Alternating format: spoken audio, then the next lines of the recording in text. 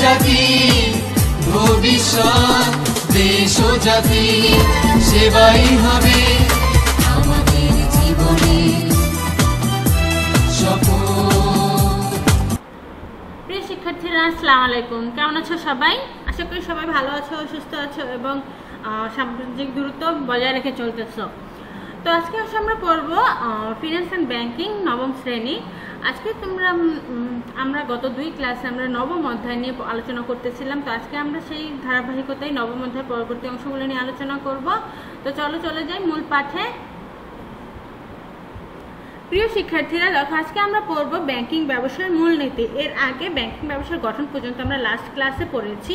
তো আজকে আমরা পড়ব কি ব্যাংকিং ব্যবসার মূলনীতি, অর্থাৎ কি কি মূলনীতি মেনে বা কি কি মূলনীতির অনুসরণ করে ব্যাংকিং ব্যবসা পরিচালনা করতে হবে এবং যার ফলে কি হয় ব্যাংকিং ব্যবসার ঝুঁকিটা সবচেয়ে কমিয়ে আনা যায় এবং বা ঝুঁকি এড়ানো সম্ভব হয়। তাহলে আসলে দেখো মূলনীতিগুলো কি কি।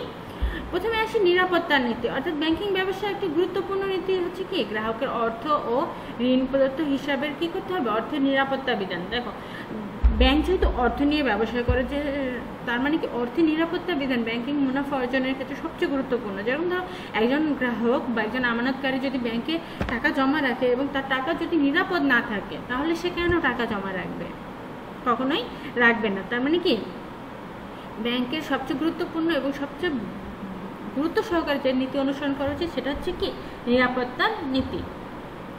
এরপর আসে মুনাফার নীতি, অর্থাৎ দেখো ব্যাংক কি একটি আর্থিক প্রতিষ্ঠান, মুনাফাভোগী আর্থিক প্রতিষ্ঠান। তার মানে এখানে কি করতে হবে মুনাফা অর্জন নিশ্চিত করতে হবে। ব্যাংক যদি মুনাফা অর্জন না করতে পারে তাহলে কিন্তু ব্যাংক টিকে থাকতে পারবে না। এই জন্য কি মুনাফার নীতিও বজায় রাখতে হবে। তারপর সে তারল্য নীতি। তারল্য নীতি হচ্ছে এমন একটি নীতি, দেখো ব্যাংক কি করলো, আমরা ব্যাংক গ্রাহকের সঞ্চয় সংগ্রহ করলো আমানত হিসেবে এবং সে সম্পূর্ণ টাকাটাই যদি ঋণ দিয়ে দেয়, তখন ওই গ্রাহক এসে যদি ব্যাংকের কাছে চায় যে আমার টাকাটা এখন আমাকে ফেরত দিতে হবে, তখন ব্যাংক কী করবে? তখন তো ব্যাংকের কাছে কোনো টাকা থাকবে না ফেরত দেওয়ার জন্য। এই জন্য ব্যাংকে কী করতে হবে তারল্য নীতি বজায় রাখতে হবে। অর্থাৎ যদি কোনো আমানতকারী বা গ্রাহক চাহিদা মতো বা চাহিদা মতো টাকা চাই, সেটা যদি ফেরত দিতে না পারে সেটা কি হবে ব্যাংকের জন্য সুনাম নষ্ট হবে। এই জন্য ব্যাংকে কী করতে হবে এমন একটা পরিমাণ টাকা নিজের কাছে মজুত রাখতে হবে যার ফলে কি সে গ্রাহকের টাকা চাহিদা মাত্রই কী করতে পারে ফেরত দিতে পারে। আর সেটাই হচ্ছে কি তারল্য নীতি ব্যাংকের।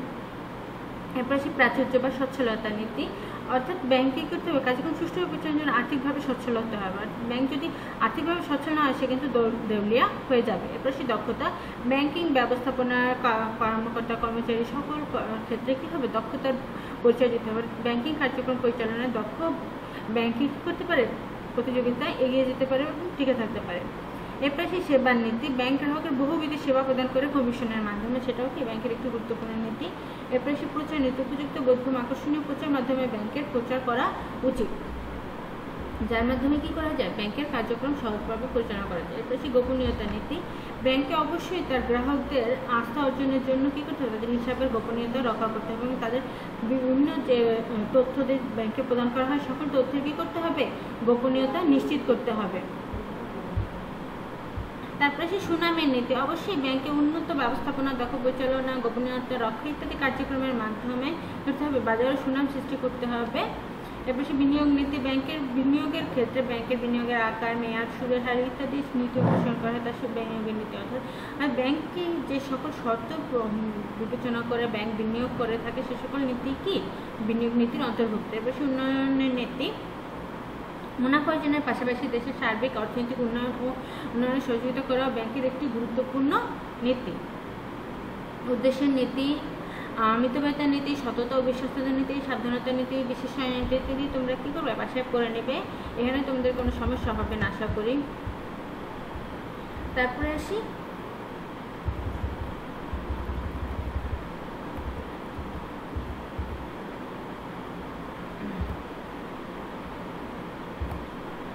দেখো আমরা এখন করবো ব্যাংকের শ্রেণীবিন্যাস।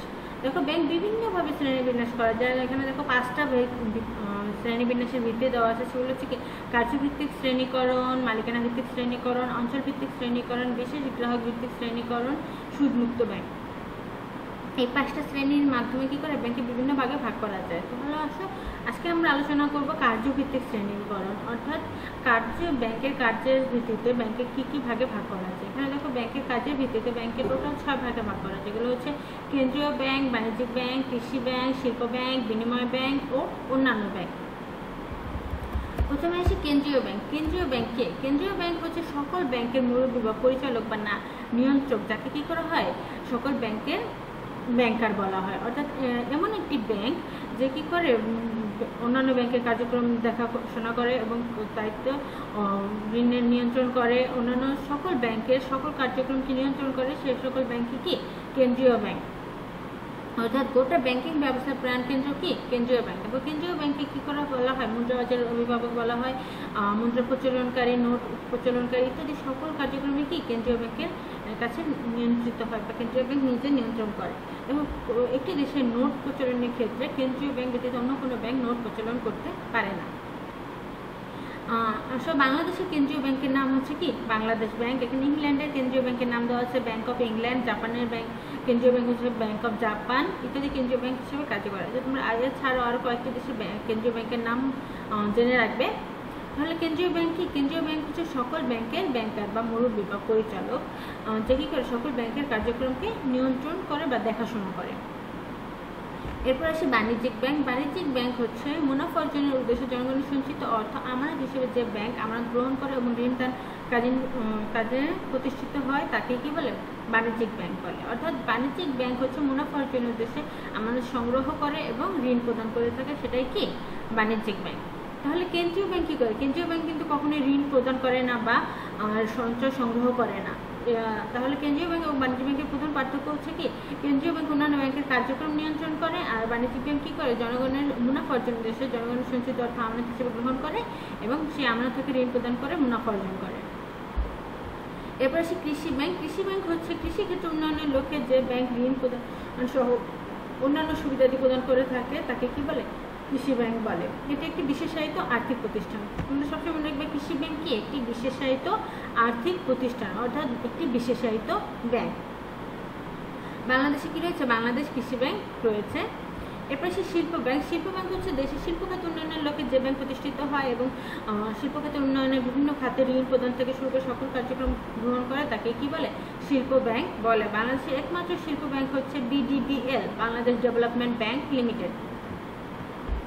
এরপর সে বিনিময় ব্যাংক। বিনিময় ব্যাংক হচ্ছে বৈদেশিক লেনদেন নিষ্পত্তি, বৈদেশিক মুদ্রা বিনিময়ের জন্য যে ব্যাংক প্রতিষ্ঠিত হয় তাকে কি বলে বিনিময় ব্যাংক বলে। এরা কি করে বৈদেশিক মুদ্রা বিনিময়ের রপ্তানি ইত্যাদি কাজের সাথে ব্যাংক কি করে যুক্ত থাকে। এরপরে আসি অন্যান্য ব্যাংক। কার্যভিত্তিক শ্রেণীকরণে উল্লেখিত ব্যাংকগুলো ছাড়া রয়েছে বিনিয়োগ ব্যাংক, সঞ্চয় ব্যাংক, বন্ধকি ব্যাংক, পরিবহন ব্যাংক, ক্ষুদ্র ও কুটির শিল্প ব্যাংক, আমদানি রপ্তানি ব্যাংক প্রভৃতি। তবে বিনিয়োগ ব্যাংক নবগঠিত শেয়ার অবলম্বন বা আন্ডাররাইটিং হিসেবে শিল্প ব্যবসা প্রতিষ্ঠানের মধ্যে মধ্য ও দীর্ঘমেয়াদী ঋণ প্রদান, ব্রিজ ফাইন্যান্স, ডিবেঞ্চার ফাইন্যান্স ইত্যাদি পরামর্শ কার্যক্রম সম্পাদন করে থাকে। এক্ষেত্রে আসে শেয়ার অবলেখক। যখন একটা কোম্পানি শেয়ার বিক্রয় করে তখন কি করে এই বিনিয়োগ ব্যাংক কি করে সেই শেয়ার বিক্রয়ের কার্যক্রম করে, যাকে কি বলে শেয়ার অবলেখক বা আন্ডাররাইটিং বলে। এছাড়াও তারা কি করে বড় বড় শিল্প প্রতিষ্ঠানে অর্থায়নের জন্য যে ব্যাংক গঠিত হয় তাকে কি বলে বিনিয়োগ ব্যাংক বলে। এরপরে আসি সঞ্চয় ব্যাংক। যে ব্যাংক জনগণের অতীত সঞ্চয় হিসেবে গ্রহণ ও মুনাফা বা সুদ প্রদানের মাধ্যমে জনগণের অধিক সঞ্চয় উৎসাহিত করে তোলে। তারপরে আসি আর কি আছে বন্ধকি ব্যাংক। যে ব্যাংক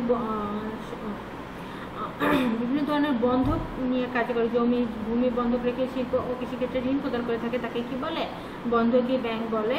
এরপরে আসি পরিবহন ব্যাংক। পরিবহন শিল্প উন্নয়নের লক্ষ্যে যে বিশেষিত ব্যাংক প্রতিষ্ঠা করা হয় তাকে কি বলে পরিবহন ব্যাংক বলে। এরপর ক্ষুদ্র ও কুটির শিল্প ব্যাংক।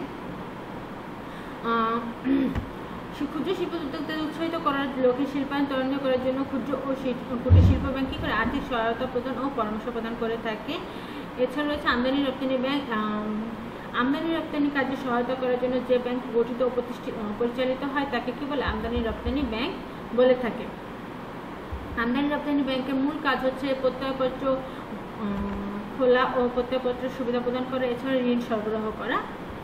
এরপর সে মালিকানা ভিত্তিক ব্যাংক। দেখো মালিকানা ভিত্তিক ব্যাংক হচ্ছে 5 প্রকার: রাষ্ট্রীয় মালিকানাধীন ব্যাংক, যৌথ মূলধনী কোম্পানি ব্যাংক, সমবায় ব্যাংক, এনজিও ব্যাংক, বিদেশি ব্যাংক। প্রথমে আসি রাষ্ট্রীয় মালিকানাধীন ব্যাংক, অর্থাৎ যে ব্যাংকের মালিকানা সম্পূর্ণ সরকারি মালিকানায় গঠিত ও পরিচালিত হয় তাকে কি বলে? রাষ্ট্রীয় বা সরকারি ব্যাংক বলে। অর্থাৎ যে ব্যাংকের মালিক সরকার হয় তাকে কি বলে? রাষ্ট্রীয় বা সরকারি ব্যাংক বলে। এই ধরনের বাংলাদেশের ধরনের ব্যাংক হচ্ছে কি? Sonali bank limited, Janata bank limited, basic bank limited. এরপর সে যৌথ মূলধনী কোম্পানি ব্যাংক, অর্থাৎ যে ব্যাংক শেয়ার বিক্রয়ের মাধ্যমে মূলধন গঠিত ও হয় এবং পরিচালিত ও নিয়ন্ত্রিত হয় তাকে কি বলে? যৌথ মূলধনী কোম্পানি ব্যাংক বলে। অর্থাৎ এরা কি করে? কোম্পানি আইনের আওতায় গঠিত ও পরিচালিত হয়, তাদেরকে কি বলে? যৌথ মূলধনী কোম্পানি ব্যাংক। এরপর সে সমবায় ব্যাংক, সমবায় আইন ও নীতি অনুযায়ী গঠিত ও পরিচালিত ব্যাংককে কি বলে? সমবায় ব্যাংক। এনজিও ব্যাংক, বেসরকারি সংস্থাগুলো উন্নয়ন সংস্থাগুলো তাদের কাজের পাশাপাশি ব্যাংকিং কার্যক্রম পরিচালনার জন্য যে ব্যাংক গঠন করে তাদেরকে কি বলে? এনজিও ব্যাংক বলে। অর্থাৎ এই ধরনের ব্যাংকগুলো কি করে? সাধারণত গ্রামীণ উন্নয়নের উদ্দেশ্যে গঠিত হয়। এরপর সে বিদেশি ব্যাংক, এক দেশের ব্যাংক যখন অন্য দেশে এসে ব্যাংকিং ব্যবসা পরিচালনা করে তাকে ওই অন্য দেশের জন্য বিদেশি ব্যাংক বলে। অর্থাৎ বিদেশি মালিকানার যে ব্যাংক গঠিত ও পরিচালিত হয় তাকে কি বলে? বিদেশি ব্যাংক বলে। যেরকম ধরো বাংলাদেশে একটা ব্যাংক যেটা বাংলাদেশে কার্যক্রম পরিচালনা করতেছে কিন্তু এর মালিক কি? বিদেশি, তখন সেটাই কি হবে? বিদেশি ব্যাংক। এরকম বাংলাদেশে এরকম বিদেশি ব্যাংক হচ্ছে কি? Standard chartered bank. এরপরে সে অঞ্চল ভিত্তিক শ্রেণীকরণ। অঞ্চল ভিত্তিক শ্রেণীকরণ হচ্ছে দেখো 3 ধরনের: আঞ্চলিক ব্যাংক, জাতীয় ব্যাংক, আন্তর্জাতিক ব্যাংক। আঞ্চলিক ব্যাংক হচ্ছে একটা নির্দিষ্ট অঞ্চল বা বিশেষ কোনো অঞ্চলের জন্য যে ব্যাংক গঠিত পরিচালিত হয় তাকে কি বলে? আঞ্চলিক ব্যাংক বলে। অর্থাৎ একটি দেশের অভ্যন্তরে একটা বিশেষ অঞ্চলের জন্য যে ব্যাংক গঠিত ও পরিচালিত হবে তাকে কি বলবে? আঞ্চলিক ব্যাংক বলবে। তাকে কি বলে? আঞ্চলিক ব্যাংক বলে। এরকম একটি ব্যাংক হচ্ছে কি? রাজশাহী কৃষি উন্নয়ন ব্যাংক। এবার সেই জাতীয় ব্যাংক একটি দেশের সীমানার মধ্যে যে সকল ব্যাংকিং কার্যক্রম পরিচালনা করে তাকে কি বলে? জাতীয় ব্যাংক বলে। অর্থাৎ বাংলাদেশে গঠিত পরিচালিত এবং যে ব্যাংক বাংলাদেশেই তার কার্যক্রম সীমিত রাখে সে ধরনের ব্যাংকই কি হবে? জাতীয় ব্যাংক। এরপরে সেই আন্তর্জাতিক ব্যাংক, অর্থাৎ যে ব্যাংক একটি দেশের যে দেশে গঠিত হয়েছে সেই দেশের সীমানা পেরিয়ে যখন আন্তর্জাতিক পর্যায়ে ব্যাংকের কার্যক্রম পরিচালনা করবে তাকে কি বলবে? আন্তর্জাতিক ব্যাংক বলবে। অর্থাৎ যে ব্যাংক ধরো একটা ব্যাংক বাংলাদেশে গঠিত হয়েছে এবং এর শাখা অন্যান্য দেশেও স্থাপন করেছে সেটাই কি হবে? আন্তর্জাতিক ব্যাংক। তাহলে আজকে আমরা যে শ্রেণীগুলো পড়লাম এগুলো তোমরা আশা করি বুঝতে পেরেছো এবং ব্যাংকিং ব্যবসার মূলনীতিগুলোও তোমরা বুঝতে পেরেছো। তো আগামী ক্লাসে তোমাদের SW হচ্ছে ব্যাংকিং ব্যবসার মূলনীতিগুলো তোমরা লিখবে এবং পড়বে খুব ভালোভাবে, আর বাকি পড়াগুলোও পড়বে। তো আশা করি তোমাদের এই ক্লাসটি ভালো লেগেছে। সবাই ভালো থাকবে, সুস্থ থাকবে। আল্লাহ হাফেজ।